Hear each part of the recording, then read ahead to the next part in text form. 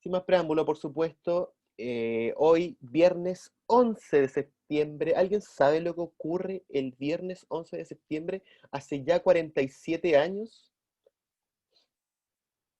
¿Alguien sabe lo que pasó hace 47 años, el viernes 11 de septiembre, a las 3 de la tarde, para ser específicos?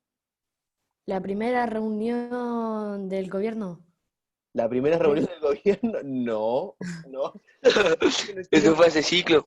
Chile no El se fundó golpe hace de Estado 47 años, para en ser Chile. específicos. El golpe de Estado en Chile. El golpe de Estado en Chile, gente, el quiebre ¿Viste? democrático más cercano. 1973, mister. Exactamente, el 11 de septiembre de ¿Viste? 1963, cuénteme. También hace más de ya, para ser como casi 20, 19 años, ¿Ya? el atentado a las Torres Gemelas, El atentado a las Torres muy duro. Gemelas, también, por supuesto, un acontecimiento internacional, correcto, una tragedia en verdad para el mundo en el cual eh, el terrorismo básicamente se vio afectado a todo un país, conmocionó a todo un país. Y, y no, ¿Viste? sí, súper interesante la verdad el tema que tú tocaste, José, se me había olvidado por completo, la verdad. Y yo me acuerdo que lo viví, entonces puedo contar un poco de Sí, historia, viste pero que, usted todavía no sí, nacía, viste porque yo cuando chico era muy investigador de las ¿ya? Torres Gemelas, porque Sí, no sé, me interesaba mucho ese caso. ¿qué Y onda no ver sé, me cómo el moría humo todo. se formó la Y cara no sé del diablo y cosas así? sí, de los terroristas que fueron, cuántos aviones y todo ese tema. Ujú, sí, Yo y no también sé, me decían que moría. hasta que Yo podía veía ser. los Backyardigans en Machu Picchu. No, no. No, pero yo me acuerdo de ese día, chiquillos, no me acuerdo por qué no había ido al colegio ese día. Y estaban dando las noticias en el Buenos Días a Todos, cuando estaba Felipe Camiroaga ahí también me acuerdo, junto con la Tonka, y mostraban cómo salía humo de una de las torres, pues. Y como que no sabían bien qué había pasado, porque igual la noticia estaba ocurriendo en ese momento, entonces como que sabían que estaba saliendo humo de una torre, algunos decían que había sido un avión, pero imagínense, o sea, todavía no se tenía certeza de que por qué estaba saliendo humo de esa torre. Probablemente nadie vio el avión, o sea, muy pocas personas probablemente vieron cuando el primer avión chocó, ¿cierto?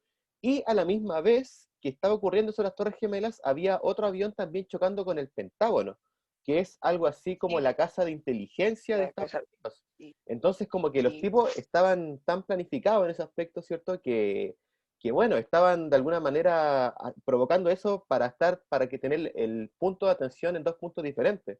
Y cuando estaban grabando en vivo esa imagen, me acuerdo que se ve la imagen del otro avión. Y me acuerdo incluso que el periodista pregunta así como, oye, pero eso lo que mostraron es un video. Y el tipo decía, no, la cámara en vivo, pero yo acabo de ver cómo otro avión acaba de chocar así. Y el tipo ahí como se empieza a descojonar, podríamos decir, porque lo vio, pues. Y ahí, claro, pues empiezan a decir que empieza a salir humo de la segunda torre, y ahí ya se empieza a confirmar lo que todos conocemos en la actualidad, por cierto, que fue un atentado terrorista. Y la verdad que hay ¿Viste? muchas películas, hay muchas cosas que se han hablado, pero bueno, el grupo Al-Qaeda, un grupo del Islam, extremo religioso, ¿cierto? Fue el que se adjudicó este atentado. Y todo tiene su justificación bastante histórica, podríamos decir de alguna forma, porque el Islam surge en la Edad Media, materia que nosotros estamos viendo. Entonces, es una lucha que, aunque ustedes no lo crean, se ha dado incluso desde tiempos de la formación de las civilizaciones. Les digo, el Islam como cultura se formó en la Edad Media y la religión católica, la occidental, de la cual después se desprende el protestantismo, que es el que más se da en Estados Unidos, que es la cultura estadounidense, podríamos decir, eh, también parte de esta época. Entonces, podríamos decir de alguna manera que la justificación que pueden tener los tipos, por supuesto que no hay justificación para los accidentes, o sea, para los accidentes, perdón, para los ataques terroristas, no hay ninguna justificación, pero ellos probablemente en sus cabezas piensan que es justificable debido a regímenes ancestrales que culturalmente los rigen. ¿Se entiende? Ahora sí, chiquillos, ¿qué me querían decir? ¿Viste? Yo le quería decir de que también sabe que una persona vivió cuando en una de las torres ¿Ya? y como del piso 60 cayó, igual vivió porque creo que había chocado con Wow. una pared y no murió.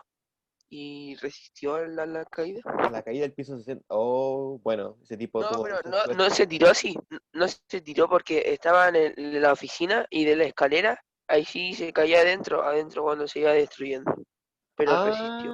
Ya, entonces como que iba, ya, qué brígido esa experiencia, en verdad. Y qué bueno que pudo sobrevivir. Una víctima que haya podido sobrevivir, por lo menos. No, no, es una experiencia que no se la doy a nadie, en verdad, chiquillos. El terrorismo van a ver y van a comprender más adelante, bueno, por qué surge. En verdad tienen toda la enseñanza media para comprender un poco por qué hay gente tratando de alguna manera de atacar civiles, que es como lo más terrible, podríamos decir, dentro de algún contexto bélico, ¿ya? Porque, por ejemplo, la guerra es un conflicto armado entre dos potencias o dos superpotencias, ¿ya?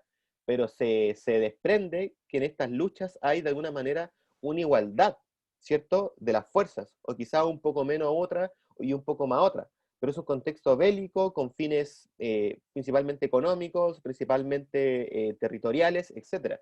Pero el terrorismo es algo absolutamente diferente. Es literalmente hacer daño lo más daño posible a civiles que realmente no tienen nada que ver con el conflicto bélico que podrían estar desentrañando dos superpotencias, ¿ya? Entonces, como les digo, estos movimientos terroristas, la verdad, son algo netamente de este siglo, del siglo XX y del siglo XXI. Es algo que podríamos decir sin precedentes. Como que en la historia, anteriormente a estos dos siglos, como que la guerra era como el sinónimo de conflicto, ¿sí? Pero se desprendía que existía como un poco de honor, podríamos decir, ¿cierto? En lo que es la guerra. Porque se enfrentaban dos bandos que creían tener la razón, pero de manera igualada, ¿cierto? Sin el hecho de atacar civiles. Cosa que no ocurre así, por ejemplo, en la Primera Guerra Mundial o en la Segunda Guerra Mundial, donde sí, ahí sí se atacaron civiles. Pero en teoría se supone que la menor cantidad, no así en el terrorismo, que busca incrementar el daño lo más posible. Eso es lo terrible que tiene algo que sea sinónimo de terrorismo. ¿Qué más dicen las cámaras? O sea, perdón, ¿qué dicen los comentarios? Soy el impostor. Oigan, dejen de jugar a Among Us, es juegazo, pero igual. Así está, ya, Mister, es cuéntame. que en mi casa pasada, Ujú. ¿ya? El año pasado mi hermana iba a un jardín que estaba cerca, no me acuerdo qué calle, pero siempre hacían en esa el estallido social, Ya, siempre, todas las tardes hacían protestas. Entonces yo siempre ya, tenía miedo de que mi mamá fuera a buscar a mi hermana ya. y le pasara algo, porque iba con mi Sí, hermana. sí, Entonces yo absolutamente. salía herida a mi mamá y salía herida a mi hermana y mi mamá siempre llegaba a mi casa, Ujú. pasaba lagrimógena. Entonces No, yo y siempre eso me es, preocupaba. no, y me imagino, pues Benjamín, porque al final de cuentas es súper terrible de que tú, o sea, tu madre y tu hermana, que las cuales transitaban por ahí diariamente, ¿cierto? Vieran afectado su normalidad, ¿cierto? Por los acontecimientos que estaban afectando a todo el país, ¿cierto? Y algo que netamente que ustedes no tenían nada que ver con eso. Y al final de cuentas, eso podría ser un buen sinónimo de un conflicto terrorista, ¿cierto? Porque de una forma u otra, se pueden ver envueltas en un accidente que nunca tendría que haber pasado producto del contexto que estaban viviendo. Entonces, sí, es absolutamente razonable tu miedo, ¿cierto? Y en Es que verdad, a mí también lo que más me preocupaba es que mi hermana no tenía ni siquiera 2 años. ya. Tenía 1 año Ujú. por ahí. No, y es Entonces peligroso, era el creo. doble de preocupación. Sí, po, ese es el gran problema, creo yo, que tienen las manifestaciones. Porque, por ejemplo, uno puede estar a favor de las manifestaciones, ¿cierto? De las causas que mueven una manifestación, pero el problema es que cuando hay mucha gente reunida en un lugar, las cosas se pueden volver más caóticas, ¿sí? No digo que sea malo, por ejemplo, en un concierto eso es divertido, ¿cierto? Pero, por ejemplo, cuando hay mucha gente, es mucho más probable que pueda quedar la embarrada, ¿se entiende? Es mucho más probable que algo caótico pueda ocurrir, porque la gente suele como soltarse más, podríamos decir, en un contexto en el cual no pueden ser pillados. Y eso es algo que ocurre, ¿sí? Principalmente cuando uno está en un contexto donde hay mucha gente, ¿sí? Entonces, ese yo creo que es el gran problema, de lo que podría haber tenido quizá un accidente, tus familiares. Entonces sí, es súper razonable tu preocupación. Y nada, pues en ese aspecto hay que cuidarse y manifestarse pacíficamente si alguien está de acuerdo con las causas y con los movimientos, ¿cierto? Sería lo ideal. De esta Es manera, como unas sí, cosas manifestarse y otra es saquear o tirar piedra a la gente. absolutamente, Eh, ¿cierto? Es sí, que por eso te digo, el ambiente, cuando hay mucha gente, se presta para dichas cosas. Se pueden dar esas cosas.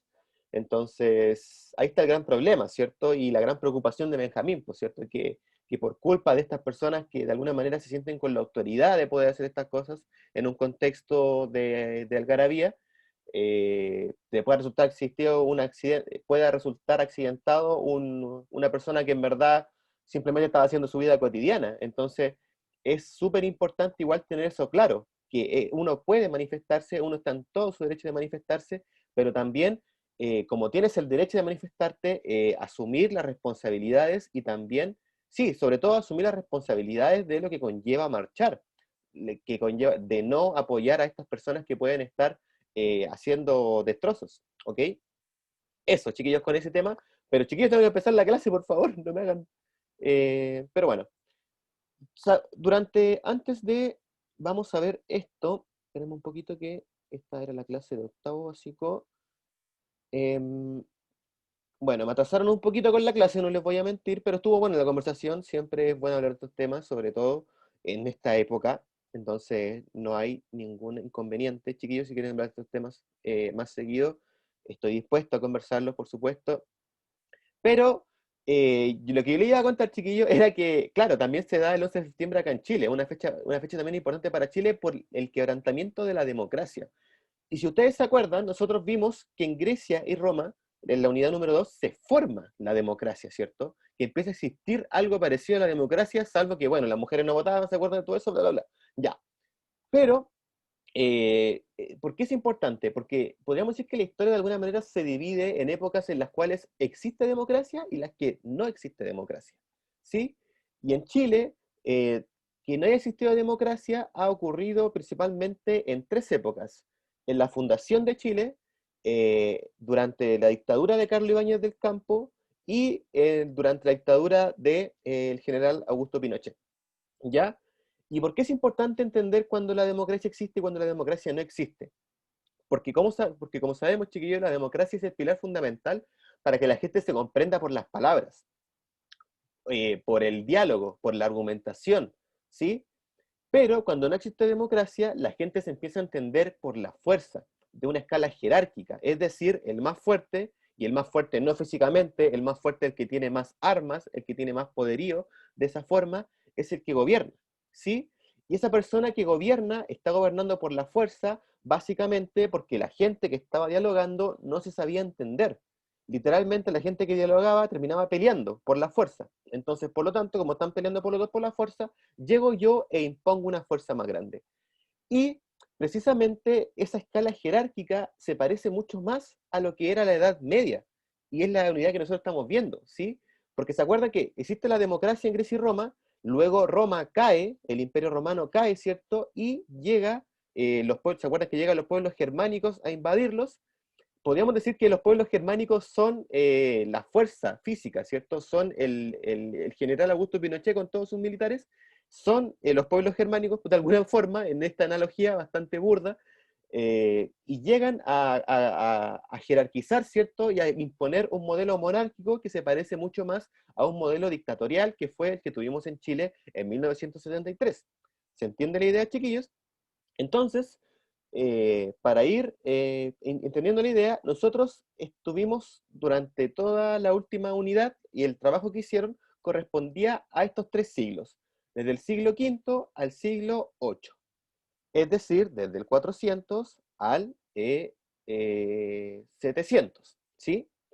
Entonces, no estábamos en los reinos germánicos, ¿cierto? Cae Roma, aquí tenemos que entender que en esta parte de aquí cae Roma, ¿cierto? Y más acá estaba la formación de las primeras civilizaciones, ¿se acuerdan? Y más acá estaba el proceso de dominización, ¿ya?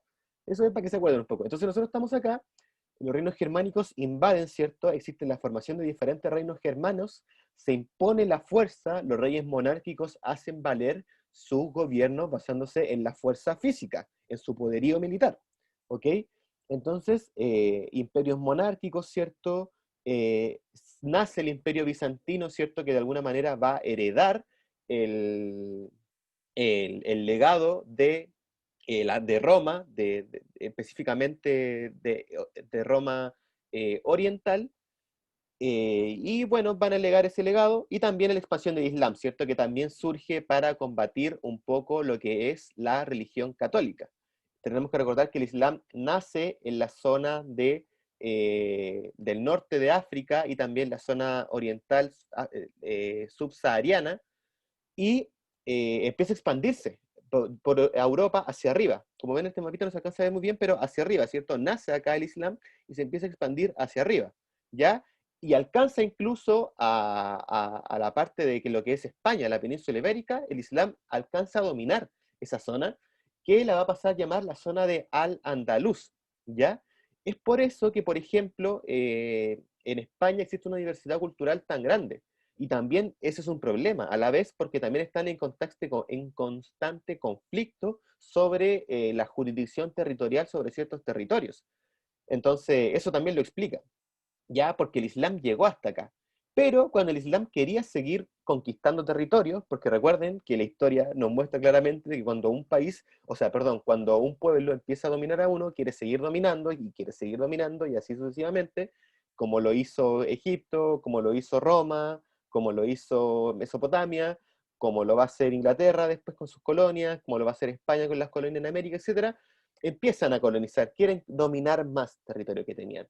Y el Islam, chicos, empieza a agarrar mucha importancia, ya que los tipos guardaron todos los libros de la tradición de Grecia. Todos los matemáticos que nacieron en Grecia, todos los filósofos que existían en Grecia, el Islam los tradujo a su propio idioma y guardó esos libros porque comprendían que ese conocimiento era muy bueno. No así los pueblos germánicos, que a pesar de que comprendían que estas cosas eran muy buenas, también fueron los que los combatieron. Entonces no podían estar justificando la cultura de alguna manera de los pueblos que ellos mismos habían eliminado. O no eliminado, pero sí destronado, podríamos decir. Entonces, bueno, el Islam empieza a dominar un poco, empieza a crecer hacia Europa, y en esta época, en la Alta Edad Media, cuando ya estamos hablando de Edad Media neta, Edad Media neta pura, hay un emperador que les pone un pare, un emperador que tiene la fuerza, insisto, el poderío militar, para poder decirle al Islam, hasta acá nomás llega, compadrito, acá tenemos la religión católica, acá queremos a Jesús, acá respetamos la iglesia, acá tenemos a los curas, acá tenemos la fuerza occidental, que es la fuerza de alguna manera la cual los colonizó a nosotros, ¿sí? Entonces, este emperador fue Carlo Magno, ¿ya?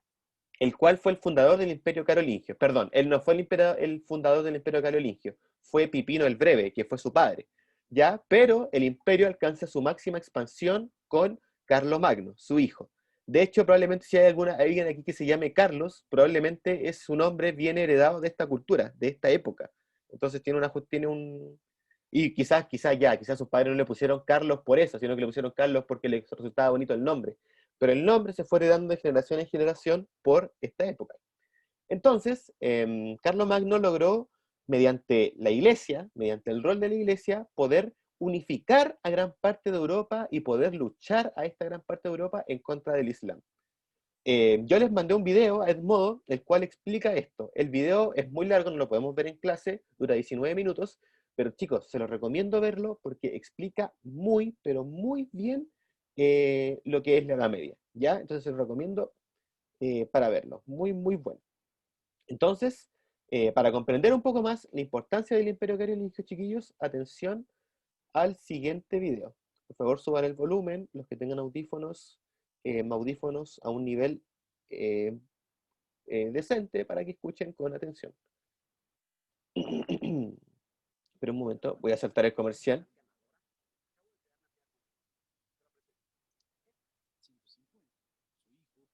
Esto vamos acá.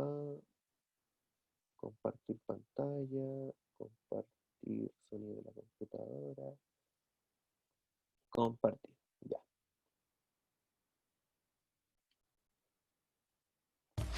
Hola, ¿qué tal? ¿Cómo les va? Hoy vamos a hablar sobre el Imperio Carolingio. ¿Y qué fue de este imperio? Bueno, debemos decir que el Imperio Carolingio alude a una organización territorial, social y política desarrollada en Europa occidental entre los siglos 8 y 11, que fue fundada por los reyes francos Pipino el Breve y Carlomagno como símbolo de la restauración del Imperio Romano de Occidente. También decir que a pesar de que Carlomagno fue quien logró esta unificación, los comienzos del Imperio Carolingio se debe a su padre, Pipino el Breve, quien comenzó con el proyecto en el año 750. Su hijo luego continuó con la reforma en el ámbito administrativo, religioso, educativo y legislativo. Por último, decir que con el tiempo, el Imperio Carolingio se convirtió en una organización territorial, social y política que luego de su división, en el año 843, con el Tratado de Verdún, formó el Reino de Francia, origen de la actual Francia. Continuemos hablando un poco más sobre este Imperio Carolingio, particularmente sobre sus características. Bueno, para comenzar tenemos que decir que una de las particularidades del Imperio Carolingio era su estructura social basada en una pirámide de bonos de fidelidad. En la cúspide de la pirámide se encontraba el emperador. Para reforzar su autoridad, Carlomagno desarrolla el sistema de vasallaje para estrechar los lazos entre su persona y los nobles. Les otorga tierras a cambio de su obediencia y fidelidad. También decir y agregar respecto a estas características que estos grandes señores se convierten en los vasallos de Carlomagno. De este modo, el emperador se asegura tener hombres fieles listos a ayudarle en caso de guerra. Por otro lado, debemos decir que los campesinos trabajan las tierras. Algunos de ellos eran siervos, en otras palabras, no tenían la libertad de abandonar las tierras y sus propietarios podían ejercer sobre ellos sus derechos. En este sentido, no todo el mundo era libre durante el Imperio Carolingio. También decir que, por otra parte, es importante destacar la organización del imperio, el cual estaba dividido en los condados, las marcas y los ducados. Los condados correspondían generalmente al territorio de una ciudad. Eran administrados por condes, quienes eran designados por el emperador. Se encargaban de la justicia y de la protección del condado. Asimismo, recolectaban todos los impuestos. En lo que respecta a los otros dos sectores, por su parte, las marcas eran áreas militarizadas que se encontraban en las fronteras de los territorios del imperio, establecidos para la defensa del ataque externo. Estos estaban gobernados por un marqués. Finalmente, los ducados constituían la unión de varios condados y estaban regidos por un duque. Continuemos hablando un poco más sobre este imperio, particularmente otras características, como su ubicación. Bueno, debemos decir que el Imperio Carolingio estaba ubicado a través de toda Europa occidental, pero su núcleo se encontraba en la actual Francia para poder conquistar el territorio de Europa occidental, el cual estaba gobernado anteriormente por los merovingios. Carlomagno ganó varias batallas cuyos territorios fueron conformando su imperio. Continuemos con su economía. Bueno, debemos decir que el Imperio Carolingio fue muy importante en cuanto a cultura. Sin embargo, no igualó el nivel en cuanto al tema económico se trata, pues la riqueza brilló por su ausencia y supuso un declive serio en los recursos económicos del territorio. También decir que su economía se basaba prácticamente en la agricultura, pues la actividad comercial fue decayendo, sobre todo desde que el Islam decidió cerrarles el paso al Mediterráneo, dificultando la circulación de mercancías y de profesionales. Como resultado, esta situación obligó al imperio a olvidarse del comercio exterior y centrar su economía únicamente en un modo de subsistir, transformándose en una economía solamente de consumo. Continuemos hablando sobre su cultura y arte. Bueno, debemos decir que no hace falta ser muy culto para trabajar en beneficio de la cultura y Carlomagno es el más claro ejemplo de ello. No sabía ni leer ni escribir, sin embargo, consiguió que el nivel cultural de su imperio creciera de modo muy sorprendente. También decir que recuperó el conocimiento de la antigüedad, pero además fomentó las letras, las artes y las ciencias, entre ellos la astronomía, la geometría, la música y la aritmética.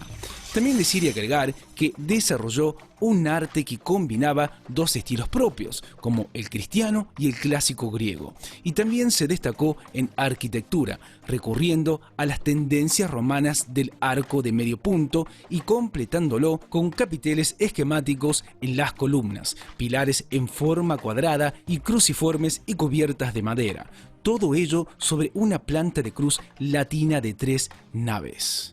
Por último, decir y agregar que también tenemos que hacer mención de los mosaicos carolingios y de las miniaturas que protagonizaban las ilustraciones de los evangelios y de los beatos.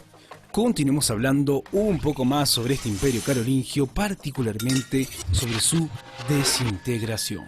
Bueno, para comenzar tenemos que decir que tras la muerte de Carlomagno en el año 814, el poder del emperador disminuyó de manera repentina. La creciente independencia de los nobles, la gran extensión de los territorios, la dificultad de la comunicación y las particularidades regionales atentaron contra la estabilidad del imperio carolingio. También decir que los condes y marqueses convirtieron su cargo en hereditarios y buscaron desligarse de los monarcas. Por eso, el hijo de Carlomagno, Ludovico Pío, reinó en medio de violentos conflictos con la nobleza.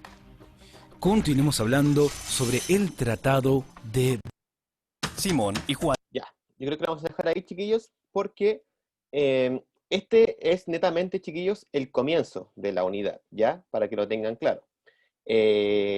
Todo lo que habló el tipo en este video es lo que nosotros vamos a revisar clase a clase y lo que vamos a tratar de ir resolviendo clase a clase, porque es la forma en la cual la Edad Media se desarrolló, podríamos decir. El sistema feudal, el sistema económico feudal, que fue el que reinó durante esta época, el cual, como dijo el tipo, era un sistema de subsistencia, ¿cierto? En el cual la gente basaba su economía solamente en lo que sembraba y lo que cosechaba, ¿ya? Entonces, principalmente eso. El PPT va a estar subido, chiquillos, bueno, ahora vamos a tener la vacación esta semana, entonces va a estar subido de esta semana a la que viene, ¿ok? Y también va a estar subido con la actividad que van a tener que hacer, con la asignación, ¿ya? La actividad que tienen que hacer, chiquillos, es bastante fácil. Básicamente es ubicar, describir y temporalizar un mapa, ya tienen que hacer un mapa, con todas las expediciones realizadas por Carlomagno durante las guerras sajonas, ya que podríamos decir que son las guerras que se desarrollaron a través de este personaje, ¿ya? Entonces lo que ustedes van a tener que es básicamente buscar las guerras sajonas, ¿cierto? Buscar cuántas fueron, ver los territorios que se anexaron gracias a estas guerras y comprender cómo Alejandro Magno hizo desde Francia, ¿cierto?, ir creciendo su imperio, ¿ya? Esa es la actividad que tienen que hacer. La estoy diciendo de antes para que quizá investiguen un poco ya desde ahora, pero eso. ¿Ya, chiquillos? Vamos a ver Mister, ahora. ¿está en el PPT la actividad? Sí, está en el PPT. Ya. Igual que la actividad que está en el otro PPT. Ya, chiquillos, atentos a la lista, por favor.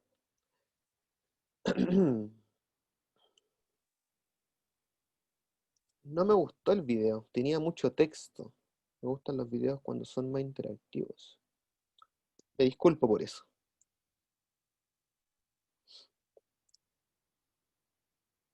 Séptimo básico B. Ya, chicos, atentos a la lista, por favor. José Albuquerque, Presente, mister. Gian Andrigui, Presente, mister. Victoria Araya. Victoria Araya, ¿no está? No está. Tomás Astorga, Presente. Óscar Castillo, Martina Cataldo, Presente, mister. Martina Donoso, no está. Javier Espinosa, no está. Daniela Ferrero, No está Vicente Galarce. Presente. Benjamín González. Presente. Constanza Guerrero. No está Samantha Jara. Presente. Antonella Jara. Presente. Montserrat Jara. Samira Medel.